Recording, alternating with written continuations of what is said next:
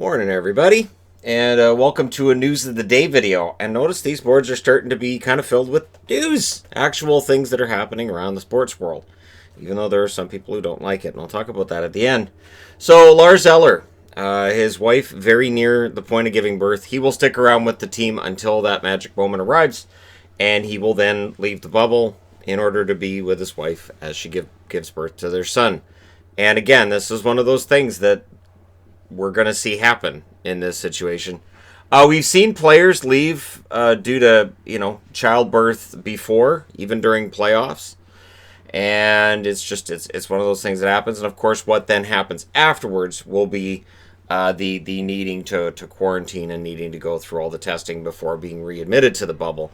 That's where things get a little bit dicey. But for Eller, understandable. You have one chance to be there for the birth of your kid. So there you go. Denisenko. So if you're a Florida Panthers fan, Grigory Denisenko has signed his entry-level contract, which starts next year. So while we're seeing a lot of guys sign contracts that burns off a year of their entry-level contract right now, his starts next season from what I saw. So they're not burning off a year with him, at least as far as I can tell. Because there are other teams that are signing these guys and saying, hey, to entice you to sign with us, we'll burn off a year of your entry level now to not play. So you get $1 million not to play hockey, approximately. And then, next year you're part of the team. Because Jack Rathbone has signed his entry level contract with the Canucks. And yesterday, boy, Canucks Twitter went kind of crazy. And here's the thing. I'm glad that they've signed him. I'm glad that, you see an NCAA player, which Canuck fans always have this terror with NCAA players as they get closer and closer to potential free agency. They're not going to sign. They're not going to come here. I don't know where that inferiority complex, and it's the only thing I can refer to it as. I don't know where that comes from. We've never had a huge problem getting players to come to Vancouver. There have been times where players have definitely not wanted to necessarily come to Vancouver, but there's been very few cases where players have flat out refused, and where we've signed a guy that ends up signing as a free agent somewhere else. Now, Rathbone, who looks like he's going to be a good two-way defenseman, we'll see what he does at the NHL level. That's my whole opinion on this. Yes, he might be an absolute steal. The one thing with him was, going into his draft year, he would have been drafted sooner, but for family reasons, he stayed in high school for another year. So there were teams that were warded off by that said, well, if he's going to stay in high school for another year, he's not going to ramp up to college level competition right away. So they basically said, well, we'll pass on him. And the Canucks were delighted to take him at 95th overall when they did a few years back. And he took care of the family things he needed to, and he appreciates that the Canucks understood what he was trying to do. This is something that's important that under Jim Benning, and I feel like it started under Mike Gillis, where it was just as important what kind of a man the player might turn out to be as it was what kind of a player he was. Character mattered. And this is another case where character seems to be really important. So we'll see where he ends up slotting in, what this does to Trampkin talk, because again, if you're gonna try to sign Trampkin, and if Rathbone's gonna make the team, and you got Rafferty coming up, I don't know. That's a lot of defensemen.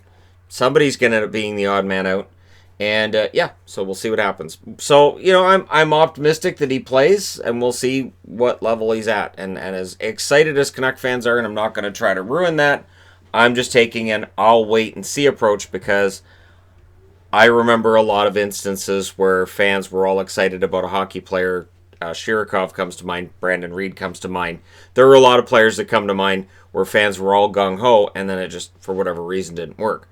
And again, it can. There are certainly cases where it can, but I've just learned to, until they play in the National Hockey League, I wait. I don't have a judgment until they've actually played in the NHL. Now, the trade reports on Boeser clearly ticked Boeser off. The fact that his name was out there and that there were a lot of people saying Boeser's on the block. As far as Boeser's concerned, we already had the trade deadline. It's passed. What are they talking about with me being on the block? And he had to talk to Travis Green and Jim Benning on Monday. And odds are it was along the lines of, so am I safe? So yeah, Benning coming out publicly and saying, I am not looking to trade Brock Boeser, may very well have been Brock calling him and saying, it would be nice if you would come out and deny these rumors. I don't need this right now. And he's clearly ticked off. Brock Boeser loves playing in Vancouver. He loves the chemistry he has with a guy like Pearson, with Horvat, and he doesn't want to go anywhere else. And if Benning is telling the truth that he understands what kind of a player Boeser could be and how hard it would be to replace his goal-scoring prowess, then I'm fine with it. But again, we'll wait and see, I guess. Troy Terry signed a 3-year extension yesterday. 3 years, $1.45 million per season, starting next year. And again, I thought about doing a second News of the Day video when the Rathbone news came out, when the Terry news came out, and then I thought, no, I'll wait till the morning because, again, I didn't feel like those on their own were going to be enough for me to make a video on. But yeah, so Terry signs, he's sticking around in Anaheim. They clearly have faith in him. That's a good price tag for bottom six forwards, Vancouver. So yeah, Terry signs with the Ducks for pennies compared to what some teams seem to pay for their bottom six forwards.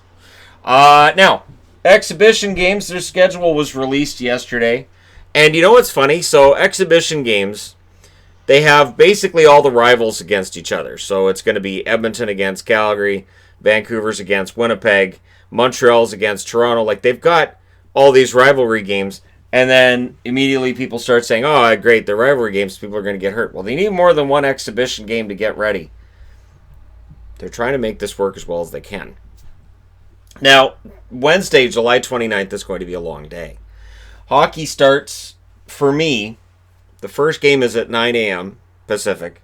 Then there's 11:30 a.m., 1 p.m., 2:30 p.m., or 3:30 p.m., I should say, 5 p.m., and 7:30 p.m., meaning from 9 o'clock in the morning until about 10 o'clock at night, there's hockey. I'm considering how many of these I'm going to watch because, again, since they're not regular season, since they're just exhibition, I wouldn't want to read too much into it. And we'll see how many players actually sit out. There may be players that end up sitting out because the coach says, I don't want to risk getting this guy hurt going into the play-ins or the round robin if you're one of the top seeds. So it'll be interesting to see what happens. And certain games I'll probably be, getting my rubber arm twisted to watch. But again, it's exhibition, so I'm not anticipating watching every single game. I will watch some of them, though. Anyways, so yeah, every team plays once, and then we go into the play-in round. And teams are already having scrimmages. There's a best of 5 between Team Anderson and Team Matthews going on for Toronto. And as much as people want to say nobody cares, there are people that care. But we'll come back to that. Now, yesterday, what was in the news, and I didn't report on it because I didn't think it was a big deal. And yet the NHL's come out and kind of defended themselves on this. So we're going to have a Sportsnet crew working in Edmonton to produce the games that you see on TV and to broadcast worldwide. There will be an NBC crew working in Toronto, meaning that they're bringing in their American crew members for camera work and other, technical jobs. And it makes sense to me that Sportsnet would have their workers in Edmonton and NBC would have their own crew that they know they're probably contractually obligated to have with them for these games in Toronto. Again, I didn't think it was a big deal. 95% of the workers is the estimate, which will be inside of the bubbles, will be Canadians. So when you look at the hotels, when you look at the ice crew, when you look at all this, a lot of Canadians are going to be working during these play-ins and then playoffs who otherwise wouldn't have a job right now or would have very, very limited hours. But Steve Simmons was upset that freelancers in Toronto are out of work. And I understand, and I'm not trying to belittle that either. I understand that is important to him. But again, for me, I understand too why NBC said, hey, we're bringing in our crew. And I would think that if they had chosen Vegas and Chicago, that Sportsnet would be in one of those cities and bringing their crew with them. So the Canadians would be going down to the U.S. for the broadcasting. I don't think it's a huge deal. Doug Ford's come out and said, that was a last-minute thing and we had no idea. I'm thinking the NHL did and just figured it wasn't a big deal. And again, this affects, it is a small number. I'm not trying to belittle that people have been out of work since March, and it's really hard for them, and this would have given them work for months. But again, I understand NBC's perspective on this as well. Of we're bringing our crew with us. We're going to go to Toronto. The one that I kind of snickered about was that there were people saying, well, Sportsnet's in Toronto, so why wouldn't Sportsnet be in Toronto? Okay, first off, Sportsnet's national. And secondly, how would it be better if Sportsnet was bringing its crew to Toronto and NBC had its crew in Edmonton? It's the exact same situation. So I'm kind of confused by that. But anyways, yeah, 95% of the workers in the bubble are going to be Canadian. So there are going to be some Canadians put to work. But when you look at it, it is just it's a drop. Just a drop in the pond. It is a lot of people that have been adversely affected during 2020. 2020 sucks. Now, award nominees that were announced just before I started setting up this, well, just as I finished setting up this board. Jack Adams for Coach of the Year, Cassidy for Boston, Vigneault for Philadelphia, and Columbus Tortorella. So, where's Dave Tippett? As a Canuck fan, I ask, where is Dave Tippett? I am shocked that Tippett is not one of the top three. I have been all year saying Tippett, yeah, he's probably going to get it. And then the other one that I'm surprised by as well is, where's Coach Sullivan for Pittsburgh? All of the injuries, and this is why Tortorella's on here, because of all the injuries in Columbus still being decent. Look, nobody had to deal with losing Malkin and Crosby, and Pittsburgh did. And they still came out of it looking pretty darn solid. Oh, and then they lost Gensel, too.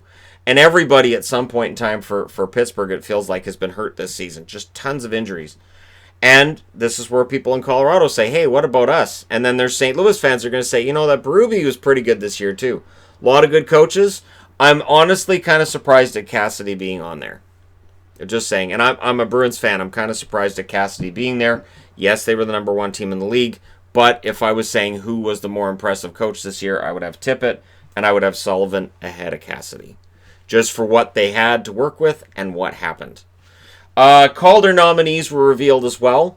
Quinn Hughes, Cale Makar, and Kubalik out of the Chicago Blackhawks. So we were wondering who that third would be, and I thought, well, it kind of has to be Kubalik. I'm pretty sure in a live stream I said Kubalik. And there you go. So there is a Hughes that's up for the Calder this year, and it's Quinn. So, the awards, we're getting all the nominees now, and it's interesting. Now, I wanted to end on this. So there's been a morphing of the way things have been going. So in March, when everything shut down, I saw tons of comments like, yep, sports are gone now. Everything's gone. It's all gone. It's gone. Gone, gone, gone. Don't come back. It's all gone. It's all gone. It's finished. It's gone. It's gone. Didn't you hear it's gone? And then when they started working on coming back, whatever sport it is, this is a sham. This isn't real. This is a sham. How can you have a sport without fans in attendance? Well, it turns out you can. And globally, it's worked. It's worked in Australia. It's worked throughout Europe and Asia. It's worked. But for some reason, fans in North America are completely insane over this. The idea that it's a sham. This is a sham. It's a complete sham. It's just a complete and total. This is a sham. It's not going to work. And no one cares. No one cares is my favorite. No one cares is my favorite, and I've seen it on the channel, and I've seen it on Twitter, and I've seen it on Instagram, and I've seen it on Facebook, and it's the same people going over every single platform to tell every single sporting team or every league they follow that they don't care. And they have to tell me every day on YouTube right here, no one cares. Every single day, they have to click on a video about hockey, where I'm talking hockey, wearing hockey, about how they don't care. That is really, really weird. And to me, these are the people who are, why won't she call? I've left her 12 messages. She won't call. You know what? I don't care anyways. I didn't really enjoy her date anyways. I didn't. She can't appreciate the fine dining at McDonald's. That's fine. You know, and she wanted a 10-piece of nuggets, but I told her she really shouldn't have more than 6 because I care about her. So I don't understand why she won't call me back. This is what I hear. So with the no one cares and this is all a sham and it's all fake and all this, that's what I see as the I don't understand. You know what? I don't care. I never. You know what? They didn't call me back. I got that job interview and they never called me. You know what? I didn't want that job anyways. I didn't care. It's this, it just that's how it feels to me, and it's kind of sad because again, sports are just trying to figure out a way to exist during a pandemic. And they acknowledge it's going to be a challenge. And they acknowledge that finishing what we start on August 1st, should we get there August 1st, I have to include that qualifier because we'll see, right? We'll see what happens between now and August 1st. They acknowledge this is going to be difficult, but there's no end date. So because we don't have an end date when things are going to be better, because we can't look and say, well, things will be better in 2022, so we'll just plan for that. You have to sort of look at it now and say, okay, this could be part of how things are from here on for the foreseeable future. So we're just trying to figure out a way to exist. And this, don't come back, this is a sham, no one cares, what's the point? Where I'm really bewildered. And not only that, but when I see somebody making the exact same comment, and it can be a paragraph too, I'm thinking, wait, so you've got that and you're copying and pasting it everywhere? That's really sad. So, and I saw one on Twitter today that I thought, well, I could answer him, and then I looked at his profile, and I looked at the tweets and replies, and I'm like, oh, every single tweet's the exact same thing, even with the emojis. Oh, God, he's got that copied, and he's just pasting it everywhere. So, all right, so there's no point, because he's not actually having a conversation with anybody but himself. And I enjoy having conversations with you fine people, which ironically involves me kind of talking to myself to a webcam. Thank you guys so much for your support throughout this, and we'll get there. And I used Creed. This is, of course, Creed from The Office, because I felt like that's something Creed might do. Scream and yell that don't come back, this is a sham, and what are you doing? And yeah, that kind of thing. All right, anyways, so we can just call them all Creed from now on. Whatever, Creed. Sure, Creed. I just use Creed gifts to answer them. All right. Thank you guys so much for watching, for all your support. As always, don't forget to hit like and subscribe if you're browsing your way through. You just happened upon this video. Thank you guys so much for everything. I will talk to you again soon.